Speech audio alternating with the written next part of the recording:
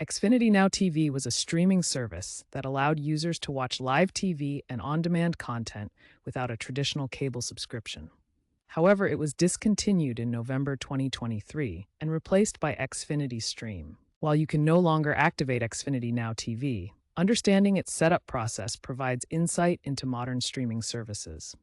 Previously, activation involved signing up via the Xfinity website or app, selecting a plan, linking your Xfinity account, and then streaming on supported devices. This historical context is useful for understanding how streaming services have evolved. Since Xfinity NOW TV is no longer available, Xfinity Stream is the current way to stream content from Xfinity. To activate Xfinity Stream, you need an Xfinity Internet subscription. Simply download the Xfinity Stream app or visit the Xfinity Stream website, then log in with your Xfinity account credentials.